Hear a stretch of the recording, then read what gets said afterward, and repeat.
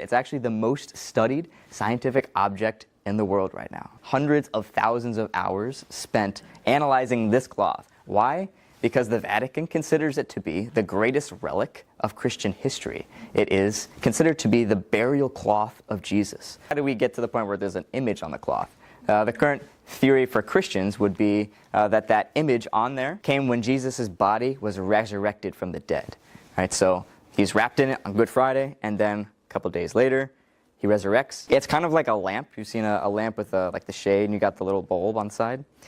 There's no directionality to this image. It's almost as if light, heat, and radiation just burst forth from his body in all directions, right? It's not just like one side or... Now what we're going to look at in this presentation is all the mystifying qualities about it that scholars have found. The fact that there are three-dimensional properties to it is a photographic negative, not a photographic positive like every other normal photograph. It's got X-ray qualities, that there is real blood on the shroud, that there are Jerusalem flowers, and that there is Jerusalem soil on the image. The first one is that there's no paint. We actually cannot recreate the image. Like, you've got the cloth. You know, you take any piece of clothing, you analyze it to the microscopic level, it's just the little fiber at the very top, right? You think of all the fibers that make up some type of cloth, it's just the very tip of the top. So it's like if I took out a piece of hair and laid it on top of my shirt, like literally that's basically what this image is, which is unexplainable. Like, you don't, like, how do you make something like that? That's why we can't recreate it. I mean, there's 3D data. Now you think, well, what the heck is 3D data? It'd be taking some type of cloth or something and putting it into this analyzer, and it creates a three-dimensional image. This was created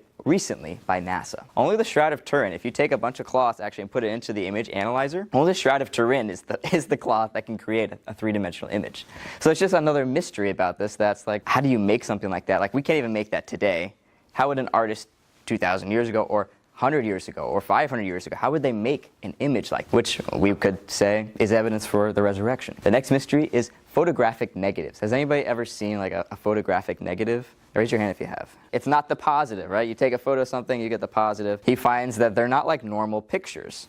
He finds that the image is clearer in the photographic negative, which doesn't make any sense. Just yet one of the other things that's like, I don't know what's going on. That his mouth is closed, but you see his teeth, which indicates there's X-ray qualities. Does it make sense if some human made this? It means that there's blood on the cloth before the body image making process began, which would make sense if Jesus dies on Good Friday, has the cloth on him, his blood soaks into it, there's no image on the cloth yet, then a couple days later he resurrects, and the image comes out, but not on the places where there's substantial blood loss, which are, you know, the hands, the side, the head, the feet. And then the shroud has flowers from Jerusalem in it, which is also incredible. And if you think of when Jesus was buried, right, you've got all the women who put flowers on there, right? It's a typical burial custom. You bury somebody with a bunch of flowers. When you see the feet and the knees and the face, when you analyze that microscopically, you find particles of soil. And they found that soil originates from Jerusalem. We have Jerusalem soil on the shroud. Dr. Gilbert Lavoie